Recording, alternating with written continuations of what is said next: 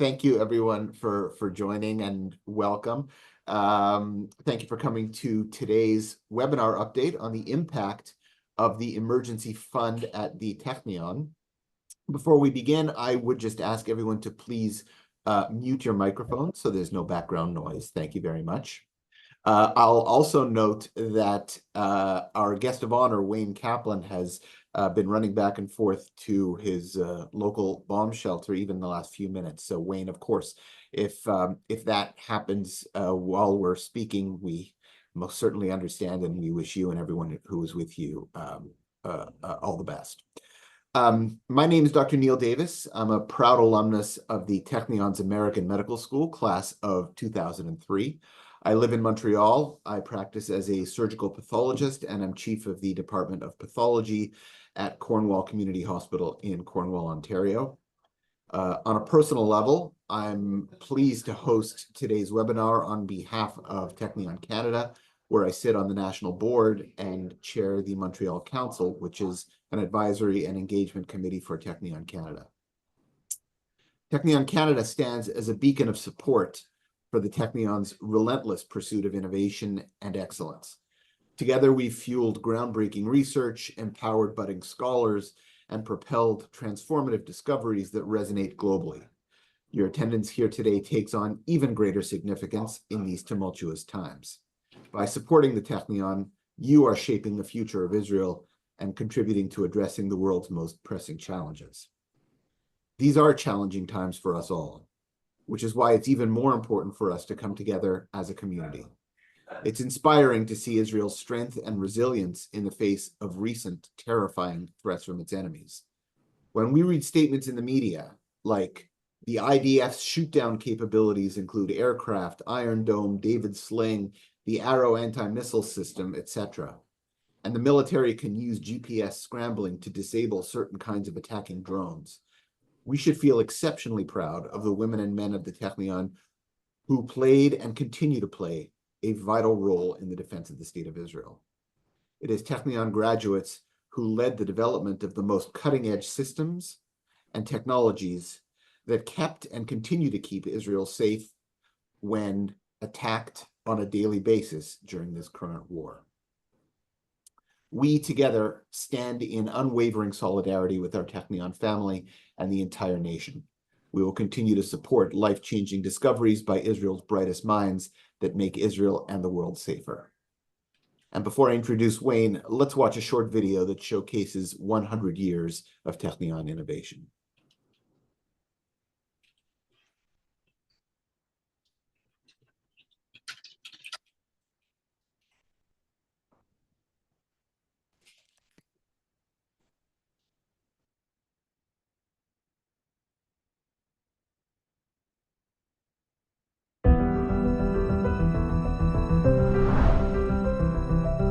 Have you ever wondered what the world would be like if Technion didn't exist?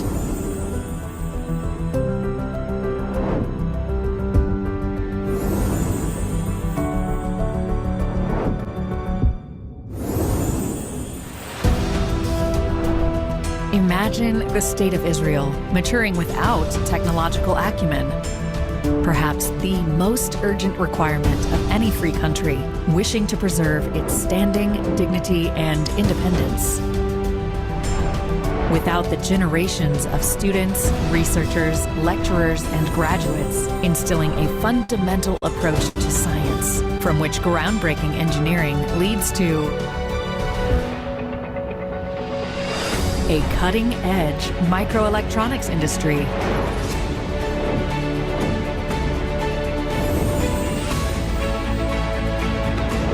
leading architecture and town planning, pioneering building and transportation infrastructure, revolutionary security and HLS industries with secret developments beyond our imagination, an entrepreneurial spirit that is second nature to the trailblazing startup nation. We are fortunate to have Technion Israel Institute of Technology. Join us in celebrating the Technion centennial year and the next fascinating 100 years.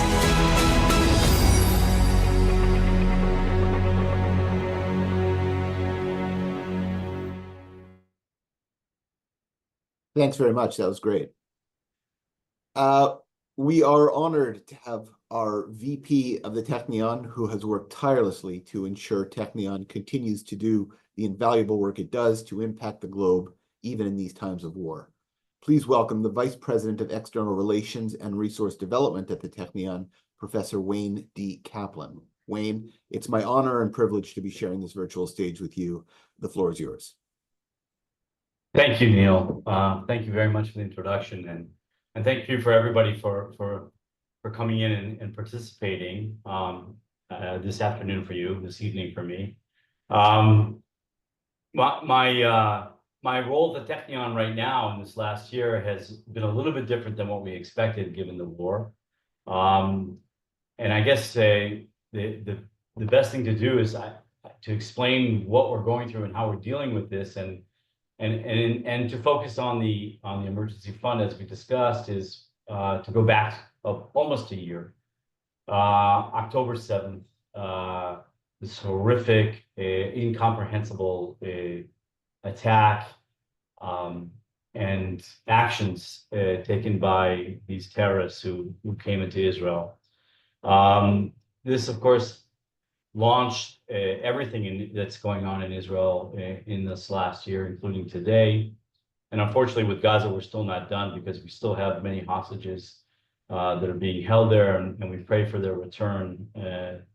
It's a standard practice in Israel. Every morning at 6 in the morning, the news comes on. At the end of the news show, the list of numbers of people that are still being held, and we do our best to keep that in our mind all the time.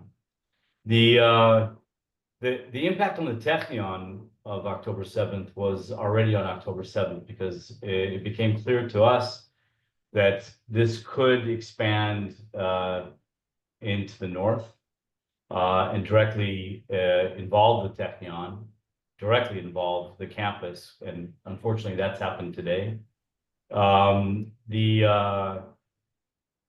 year ago when this happened, though, our biggest concern, of course, besides the fact that Israel is so small that everybody knows somebody, and then we have people directly affected by what was happening, was for the students who were being called up. As everybody knows, in Israel, we all do the army at 18, the men and women, and we continue on doing reserves depending on the nature of our military unit. And in some cases that can go until you're 55 years old. The students and staff that were called up from campus to go and serve on all the borders, but in particular in Gaza, had us all, of course, very concerned. And there was a lot of effort and discussion about how we can support them. And thus was born the nature of this so-called emergency fund, where we started putting together effort to support, first of all, the students. So I remind everyone, this happened, was not yet the beginning of the academic year. It's right before the academic. So we had students who were starting to come back to campus to enter the dormitories, but not all the dorms were full yet. Not everybody had arrived. It was clear that our students who are going to be serving the Army would be missing their studies, and we needed to directly intervene and support them. Now, the Technion for years has faced this. Students go off and do reserves during the year. That's dictated by the Army. It's not dictated by the university. And in combat units, of course, you go in with your intrinsic unit. So it's when the unit goes, and not when it's convenient for you. And as a reservist, it's never convenient. But that means that people miss lectures, and so for years we have been making the effort to generate a recorded video library of all of our lectures. It's not the same thing. You can't ask questions, obviously, online. It's not a solution, but it is something that students can use when they get back to catch up on material. And some extremely motivated students took it offline with them when they were in the Army. In Gaza, no, because they were not allowed to have their telephones with them, but in other places, yes. And that's one of the mechanisms that we've always supported our students when they do reserves. This was, of course, a little bit different because this is a full-out war, and it was clear to us that they were going to be gone for a long time. And we did not want let's call it the mundane issues of finances and other things that we could easily solve to impede them in any way. And so one of the first things that the Technion decided, and by the way, it was a point of argument amongst the universities, was to waive or to pay the tuition for all of our students who were called up to the Army. Only the Technion did this. I have a youngest son who, on principle, insisted on going to a different university in Israel than the Technion, as younger sons tend to be. And he's, in retrospect, was very angry at his university, which did not support the students the same way. We also covered all their dormitory rental fees. Regardless if they had moved in or not, some of them had moved in with their families, and of course their families are still there and they need that, and we supported that. And then there was a whole slew of actions designed to ease their return, and eventually they did return. If you may remember that we delayed our studies well after October, November, December. Actually, in December, the universities were supposed to reconvene, but the Technion, the Army asked us, the universities, to delay even further, at least another 2 more weeks. Only the Technion answered that call, and we started our teaching only on January 14th to give the students actually another couple of weeks to get out of the Army and have at least a week to acclimate and organize themselves before jumping into the deep waters of intense Technion studies. And even then, it's not enough. There were some that couldn't, their units were not released at time, and nothing we could do about that. And they came back a few weeks later. And so there was this massive effort to try to help them acclimate. Some of it is straightforward. We went off and hired a hell of a lot of tutors. A lot of these people were PhD students who were not serving in the Army, who were specialized in certain areas that could help our undergraduates make up the missing material. Some of it, I'm proud to say, are people that had retired and came back and volunteered their time. And we were able to make sure that every student who needed extra help received it, one-on-one guidance and tutoring in the courses. The other thing is that when you're in a combat situation, you never know how you're going to respond to this until it actually happens to you. And everybody responds differently. And sometimes it's everything's smooth, and sometimes people react. Look, it's a very scary, traumatic experience, and I don't wish it upon anybody, but not everybody reacts very well. And sometimes it takes longer periods of time to disengage. And it is a little bit surreal. One day you're in a war zone and you're fighting, and it's fighting. And the next day you're supposed to take a book and a notebook and listen to a lecture on surface thermodynamics. And it's a little bit of a surreal transition. So we have a really wonderful psychological counseling group on campus. Their role has always been to assist students with the tensions that come with being a student at the Technion. It's a very intense place to study. The demands on the students are almost as tough as the demands on the professors. And it's really hard. And so we used their expertise. We expanded the staff. And actually, we went through training programs with psychologists from the Army to help our staff be prepared to deal with the types of stress or post-conflict stress that the students might be going through. So that was another thing that the emergency fund supported. Then there were a slew of specific cases. I won't go into all of them, but it ranged from a young girl who was supposed to start studying at the Technion, but she was removed with her family, safely with her family, by the Army in time from one of the homes in the border of Gaza. Actually moved into a hotel in the near the Dead Sea, but she had nothing. She didn't have any clothes. She didn't have any, blankets or pillows to bring to the dorms, or certainly nothing to study with, a laptop. Everything was in her home. And she showed up at the Technion, and actually, what happened was that she didn't show up the first day, and people called her because they were concerned. And she explained that she just thought she would cancel because she wasn't sure how she was logistically going to face this. That's an easy situation to solve. Luckily, nobody was hurt in her family. It was just a matter of us going out and buying everything, from clothes to a computer to pillows and bedclothes and whatnot, and sending her up in the dorm. And actually, she's a student, and she's very active and very supportive. And by the way, she's been spends a lot of time in her free time volunteering for other support mechanisms that Technion does for students and other people. Unfortunately, there are cases which are much worse. Israel is small. Everybody knows somebody. We've had students killed, and we've had alum killed. In one particular case, two of our students, one parent was killed outright on October 7th. The other was kidnapped into Gaza. She was then murdered, and their home was completely and totally destroyed. They actually have two other siblings. One was, I think, just in the end of high school, and the other was in the army, but they had lost everything.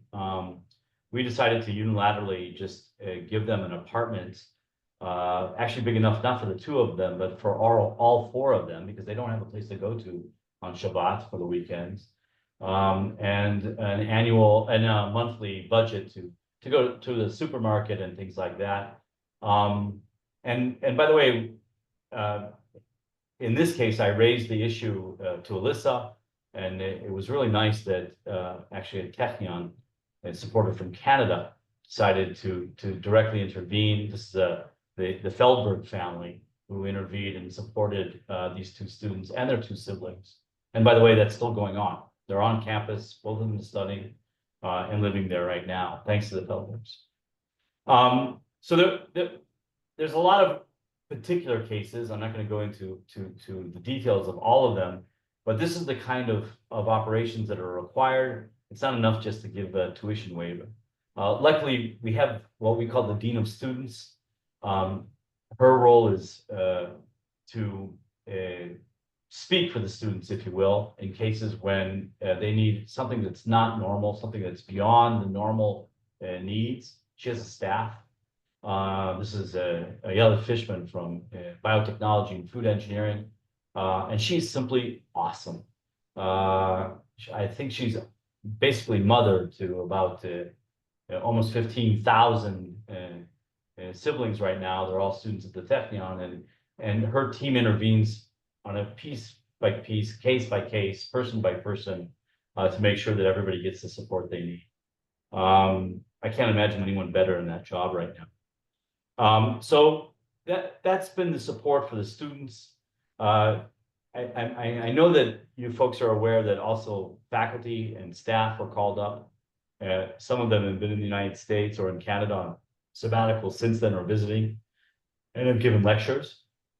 And they've also given a lot of effort away from their research, away from their families, to support the war.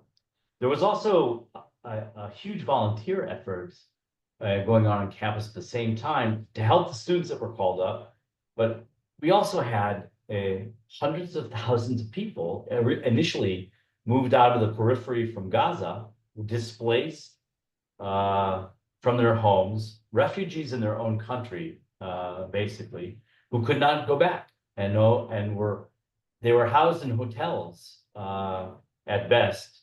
And these are families, and it's one thing, if we're an adult and we have to spend a couple of weeks in a hotel, we can survive it. But it's different when you're children and you're supposed to go to school every day and you're not in your school, and there's no framework anymore. And obviously this could damage the studies and the family interaction. And there's just a lot of support that is needed. We opened the dorms that were not used. So the soldiers that were not on campus with families students didn't have families on campus were called up, volunteered to allow us to use their rooms. We have a small guest house on campus, which was filled with displaced people at first from Gaza and then from the north. And I'm sure you're aware that most of the hotels in Haifa were just full of displaced families. This went on unfortunately, to include the north. You may know that now in the south, families are starting to go back to settlements along the border with Gaza. They're rebuilding and trying to renew their lives there. Unfortunately, we have about 100,000 people in the north, and now actually more, who are not in their homes and are far from being able to return to their homes. And supporting them is something that has been going on. The student union has come together, the workers union has come together in a phenomenal way, volunteering their time to collect clothes, to collect donations, to make sure it gets to these families that need it. And in many cases, actually tutoring children who are not getting the teaching or were not getting the teaching hours during the year that they needed. Technion students certainly can provide that, and they did. And then there's other forms of outreach. My department, on its own initiative, decided to scour the city of Haifa and the nearby city of Nesher.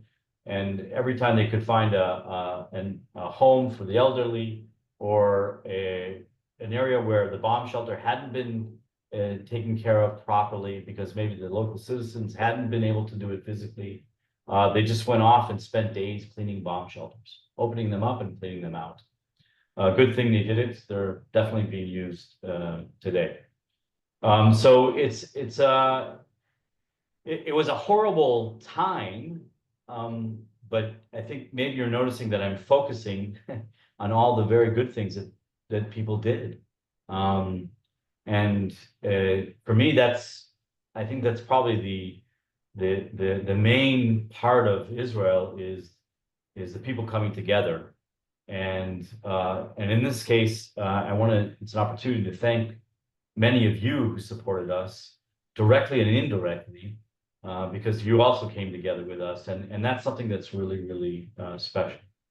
So I don't mean to belittle the horrors of October 7th, and I'm not going to go into any of those details now. It's not appropriate. It's hard to disengage from that. But for me, I'm always noticing these amazing efforts by amazing people to help other people. And that's, I think, one of the greatest things that we've seen this year. In addition to people, there were a lot of things on campus that we needed to do starting October 7th. Actually, that afternoon, management came together because we rather expected that Hezbollah would be coordinated with Hamas, and that the type of response that we're seeing today, in the last few days, already down here in Haifa, would come last year on October 7th. And I'm not really sure what went wrong in their communications and operations, but obviously for our luck it did, and that did not happen. But we were expecting it, and we went into rather, let's call it overdrive mode, to deal with the safety and security of the people that are on campus. Remember, the Technion is a university. We have some 15,000 students and staff. We have 5,000 people living on campus. In Israel, the most expensive part of a college education is not the tuition, it's the cost of living. And for years, the Technion has been investing together with the societies in dormitories for students, because by providing dorms, we can alleviate one of the biggest expenses of getting a higher education. It's a mechanism that has impact for years, which is amazing. And we actually have great dorms, the best dorms and the most dorms in the country. But it also means that we have some 5,000 people on campus. And when sirens go off in an emergency situation, we need to make sure that we take care of them. So bomb shelters in the campus are adjacent to the dorms are are straightforward and dealt with. It's not quite the same in all of the research buildings. And the safety of the students living on campus and the safety of the staff working on campus was paramount. So we did major changes to the way we operate on campus as a result of this. I won't go into all the details, but it meant additional safety and security vehicles, safety equipment. We even changed, again, I won't bore you with the details, but we changed the way we operate the main gates of the campus. We did a war game scenario where we did an analysis, a simulation of what would happen if, God forbid, missiles hit on campus or nearby campus, and people needed to leave. And that's actually something that we had to take into account. Again, amazing support from the societies around the world directly for some of these activities. I don't want to embarrass anyone, but there's someone in this audience here who directly supported that, and I want to thank her for that. We use those vehicles every single day, and that makes a lot of impact on campus. So thank you. So we put the campus into order so that we could operate, and then we did. Research continued. We can't stop that. We shouldn't stop that as best we can. And as students started coming back to campus in January, we started teaching in a different mode. It was compressed and very rapid, even faster than we normally do at the Technion, which is darn fast. And actually, during the rest of the year, it's almost surreal because we have a war going on, but we're continuing to do the education that we're supposed to in the framework, which is surreal, but a framework, and the research. Our scientific research is fundamental, but the Technion's approach towards applications and engineering is a little bit different from most places. We know darn well that if you want new engineering and new technology in 10 years, then you have to address the fundamental scientific issues today. At the Technion, perhaps we're able to do this a little bit faster than more normal places. That means that we're able to change it from fundamental science to real engineering and devices much faster, and we're very proud of that. But that's a role that we play. And maybe it seems a little bit strange that we would focus and continue focusing on our research in the middle of this war. But if you remember, we don't have an oil industry in Israel, and we don't have a timber industry or a textile industry, or any of that. And actually, our industries, especially the high-tech industry, is based on people. And I hope my evokes. I hope this is going through. I'm getting some family who's very concerned about me and nonstop trying to get through to my computer. So I turned it off, and I hope it's okay. But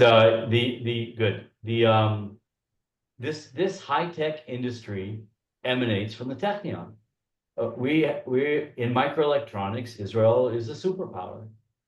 It's not by chance that every microelectronics and every software giant in the world, their R&Ds are in Haifa.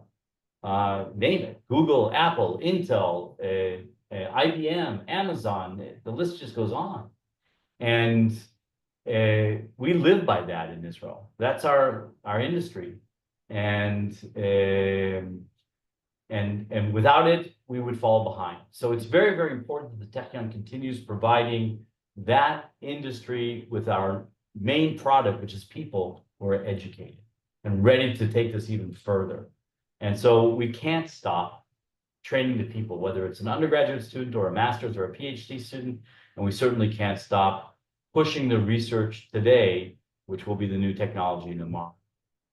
So that's why we were vehement about continuing and not stopping and pushing forward all the time.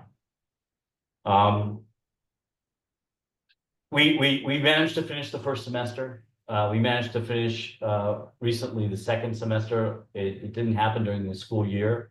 We had to sacrifice the summer, which we did at the Technion. That the idea is that it allows our students to finish, and then hopefully this coming academic year, which will start at the very, very end of October for us after the high holidays, we'll start on time. That's what we're praying for. So we've been here this summer teaching, and recently, until recently, having exams. Actually, final exams were supposed to have been on Sunday and today, and we're supposed to go on tomorrow.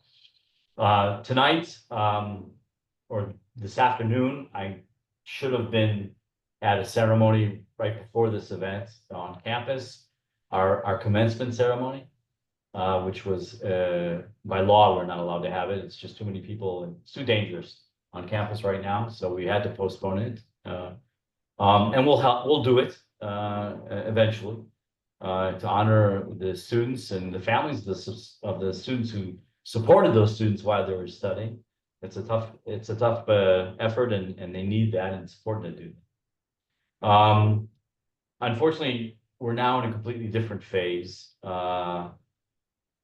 It's a little bit of a complicated story. I mean, everybody knows that occasionally we're getting intercontinental ballistic missiles landing or being shot at us. And all along the north, every day it's tens or hundreds of rockets, usually within the 20-kilometer range of the border. The intensity and the depth on both sides has changed. And on Sunday morning, very early, about 1 a.m, or right before 1 a.m, my town, which is a very small town, about 20-minute drive from the Technion, just into the Jezreel Valley, started to get hit with rockets from Lebanon. Most were intercepted. Only on Sunday, only one landed, unfortunately, in a small dairy farm. No people were hurt. I can't say the same for the cows, but no people were hurt. This is then continued. Sunday was a bad day, actually. And then this afternoon, the intensity is now going up. So it's there's been about 6 different strikes in this area of the Jezreel Valley, and in Haifa, on the coast, and then down just east of Tel Aviv. So Tel Aviv is starting to catch it, or east of Tel Aviv. I'm not sure what they were aiming at just yet. See, I guess as things go on. At the same time, the interceptors go off. And some of you were here in the very beginning before we formally started this evening, and one of my students, who's a foreign student, called, and I took the call because I almost expected that. She was, it's a little bit stressful. It's a little bit scary. And when you're not from here, you don't always understand the difference between the sound of an interceptor going off. It goes faster than the speed of sound, so it makes a big boom just when it flies, to when an interceptor intercepts a missile, which is a good sound, but you have to know what that means. And the case when it doesn't intercept it. And so there's tension, and people are feeling that. And now we're dealing with the issue of children and people getting called up. And I guess the biggest part is the unknown about where this will go and how long this will go. That's always the biggest challenge of these things. We've done this before. It's not something that's impossible to go through, and we will go through, and we will overcome this, and that I'm for sure. It's just going to require an effort.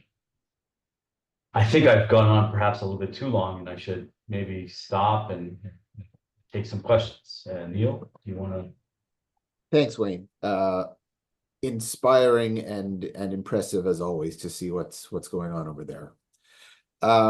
So yeah, we will open up the Q&A, but if you don't mind, I'd like to start with one question. So this is a situation which is, of course, evolving very rapidly, and certainly in terms of the North, that's never been more the case than in the last few days.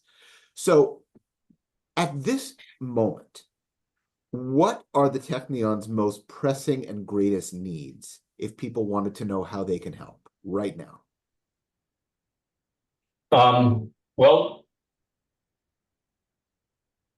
there, I'm naturally drawing and focusing on the response to the situation. So, unfortunately, there are additional safety needs that we have on campus. There are several. The probably one of the most important is what we call a situation.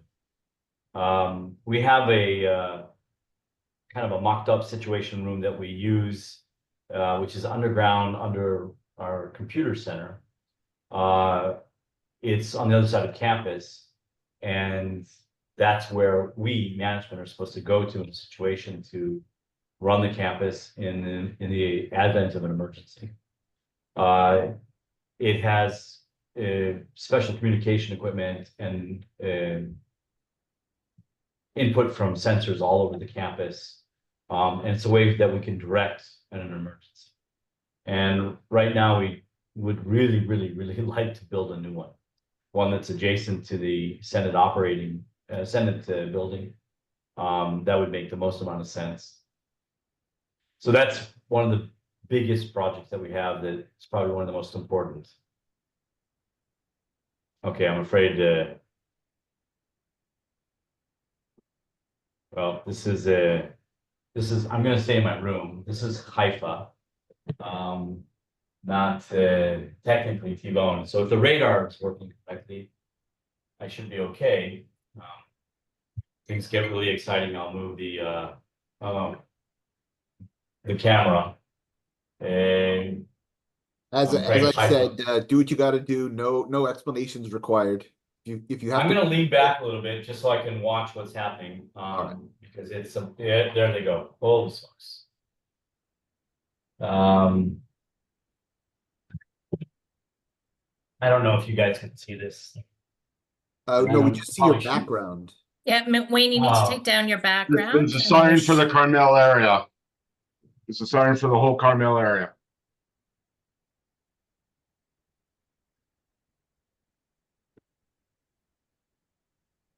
Oh, now, okay, now we're seeing something. I'll do this as long as I can stay here. All right. I can see it, all the interceptions right now, but they're mostly, I can certainly hear them.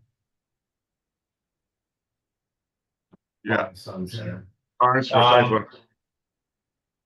Yeah, boom. I don't know if you guys, oh.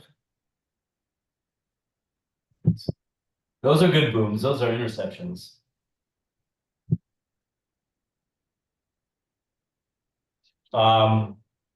Wayne, how long would it take you to build that communication center you're talking about? Well, if we do it really intensely, it would take a couple of months, because what we want to do is dig a hole adjacent to the Senate and drop that whole thing down into the hole and then cover it up. We actually already have a tunnel going from the Senate building to the library, which is adjacent, and the idea would be to connect it to that tunnel. Maybe I'm being optimistic about the time for construction, but that would be about it. And that obviously seems like an extremely worthwhile thing to have. Any idea of the cost? Actually, we have an estimate, an exact estimate, which Alyssa has in Canadian dollars, which I frankly don't remember right now. I'm going to take this back inside because 2 million, I believe. 2 million. It also includes software for managing all this stuff. So that's one of our biggest needs. And the other is other safety and security issues on campus. That includes that includes also the helicopter landing pad, which we would like to modify. There's a unique opportunity there for branding as well, but up on the mountain. It's the only place that we can really land safely in the area. So it's sought after, and the Army has asked us to make changes to it to make it safer. So those are the big directions on campus, the immediate things that we need. There are other needs related to security of the campus. Believe it or not, today, all day, we were getting hit by cyber attacks. And I don't know who the group was today, but if you may remember about a year ago, no, it was a year and a half ago. Time flies when you're not having fun on this stuff. But there was a cyber attack by an Iranian group. We came out of it really well, but we learned a few things from that, and we've redesigned what we call the cyber backbone of the campus. So this is not high-powered computers for research. It's not communication, things like that. It's just the people and software and a little bit of hardware to make it very, very difficult for people to hack into us. So you might say, how could it be that that's an issue for a place like the Technion? Please remember that we're a university and we have open Wi-Fi, and we want it to be open. And we have students in the dorms and in the labs, and they should be able to check the weather and what's going to be on TV on Netflix the next day, as well as they're going to different libraries via the internet. And if we close things down, they can't do that. So what we're trying to do is to build a cyber safe environment. So that's another issue. It's certainly different than what we're dealing with right now as far as these hardware, physical safety, but it's something that's also important to campus. So Neil, to answer, or try to answer, that's kind of sums up the main focus right now. There is another aspect to all of this, and that's the reservist fund. So we thanks to you, we were able to pay the tuition and the dorm rent for every single Technion student that was called up during the war. And hopefully that that emergency call up will not reinitiate, and we won't need to do that again. What we do need to deal with are the graduate students who need extensions to their fellowships. At the Technion, if you're good enough to get in to the graduate school to do a master's or a PhD, you get a full ride. It's tuition plus a living stipend, which is, to be quite frank, it's not small. These kids are not allowed to work anywhere else. They have to be 100% dedicated to their thesis and their research. The idea is that they finish their work in a timely fashion and then go on to industry or to academia if that's their direction.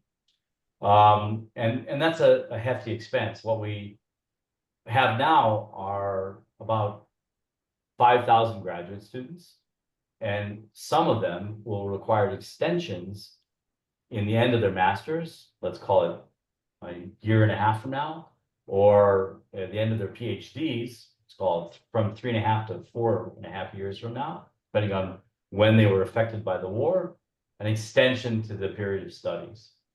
And that's something that we are very actively fundraising for. So again, we start these students with money, which we have. Fellowship support is something standard that we get from supporters around the world. And to be fair, faculty members also have to chip in from their research grants. So that's something that we actually work together on. Here, the extensions, we can't get that from the government or from research grants. So we definitely need help there. That's pure people.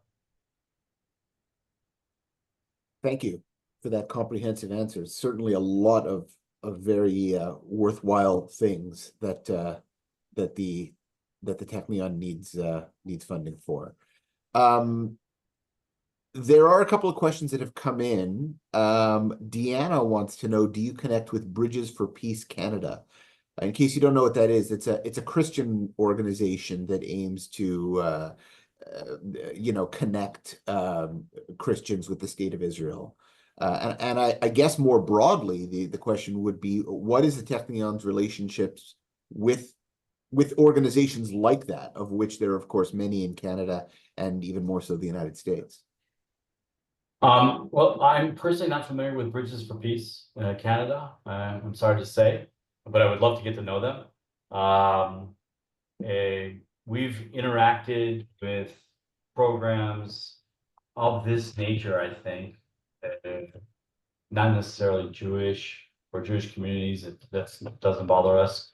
I guess Engineers Without Borders is one of the ones that we were very active in for years. A lot of effort in Africa there. There's a lot of direct things that we and our students have been able to do within that framework. That's a program that, by the way, we've had to stop, or we don't have funding for it right now. But we definitely these types of outreach programs are important for us. Most of our outreach is local. A lot of our students tutor to high schools, especially high schools where their social needs are high, and we can help them. And we have some wonderful programs that actually directly support that. But I don't know the Bridges for Peace program. Okay, Like, well, Deanna, I don't know if you have any existing relationship with that organization, but if so, if you would be so kind as to send an email to one of us or to Wayne directly to help make that connection, that would be terrific. Okay, there's another question, which is, what is the update on the reservist fund, and is funding still needed for that? yeah, well, that's the fund that I was talking about a few minutes ago. That's the one for the graduate students. These are the fellowships. So we still have a ways to go, I'm afraid, there, and that's actually quite important. Luckily, it's not immediate, because the extensions are at the end of their master's or at the end of their PhD. So it's not one big fast wave of it, but it will happen and will be needed over the next 4 to 5 years. Please remember, it's not always the soldier that needs this. I know a woman who just finished her PhD in chemical engineering, and she's actually Druze. Her husband is in the military, and because of the war, he's never around. He's not home at all, and they have a small child, and it just made it impossible for her. So sometimes the impact is not direct, but we aim to help them out as much as possible. And sometimes just a month is enough, or 2 months are enough, especially for a master's student. Okay. I don't see any other questions, so I think we'll wrap up. And Wayne, I'll do that by thanking you so very much for your ongoing support of our society, and for, of course, all the hard work you continue to do on behalf of the Technion and the State of Israel. Also, I want to thank all of the people who are joining this call today. You're all here because you've supported the Emergency Fund campaign. Toda, merci, thank you. You truly make a difference, and we are very grateful.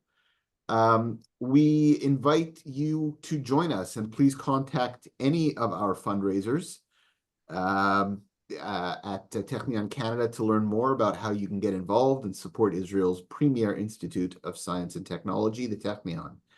And next time you're planning a trip to Israel, please let us know, and we'd be happy to organize a personalized tour for you. With that, Wayne, I will thank you one more time, and we wish you and all your loved ones there a very safe rest of the evening.